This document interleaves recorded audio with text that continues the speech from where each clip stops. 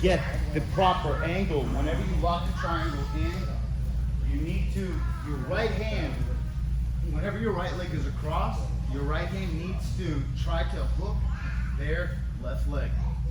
The right hand hooks the leg. Hooks means typically under. You'll never overhook the leg because it's pointless. Like this. Okay. So as we go here, and I lock it. Do you see how my hips went up? So that's the arm lock right here. If he's fighting it or whatever it may be, I need to bring this across here and I need to begin to push myself this way here to hook his leg. Okay? From here, I have it just tight enough to where I can allow myself to turn, because sometimes when you're gripping it too tight, it's hard to move your head across. And all I'm doing here, pulling and twisting and locking. Going back to that scissor sweep. Oftentimes, when you go for a scissor sweep, so I have the collar, he blocks the bicep here, okay? Whenever the person in the guard already understands the mechanics that this right here potentially is a scissor sweep, sometimes they'll block the hip, so you can begin to bring the knee here, and you can lock this here. So as I bring it across, why bring it across? You can just finish. But notice how high my hips are. So anytime you want to bring this across, it's not like I'm just going to drag it across. I need to lift my hip using his back, because he's going to want to be posturing up. Yeah, so he'll make it easy for me to lift the hip. And here I can bring it up, here. And as I let him fall back, my left hand pushes. And I like to unlock this to go from here. So you hook it, the leg with the right. So whether you're playing collar and sleeve guard, whether you get good enough to add a scissor sweep, here he's posturing up, here, down here, and I'm gonna push myself this way here. And I'm gonna hook, hook, hook as I begin to let myself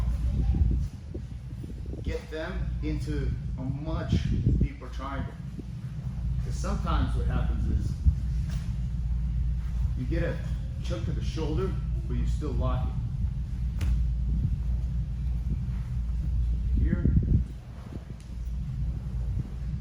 here. See how it's still locked?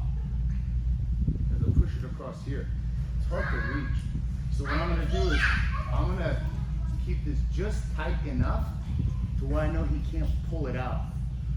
But I'm not gonna lock it to where his shoulder's in my way.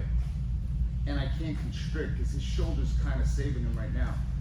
So what I'm gonna do is I'm gonna adjust this right here and have it just enough, because he's gonna be moving.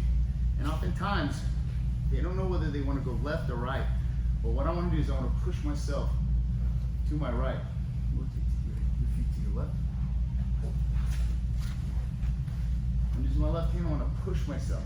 Because if he doesn't get this hand away or this leg away here, grab the leg and hook it. And now this right here, I can begin to let him turn here and fall deeper in that triangle, because then they're going to be trying to pull this arm out, because they're not going to be able to pull this arm in. So whenever they pull this, try to pull it out, yeah, they'll get it and they'll lock it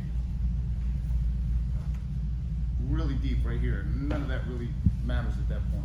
So you hold on to that triangle just deep enough, because like when our old guys like Izzy and you catch him in triangle, it's hard to catch him in triangle because his head looks up, and then it's a lot of pressure, especially if it's not locked in.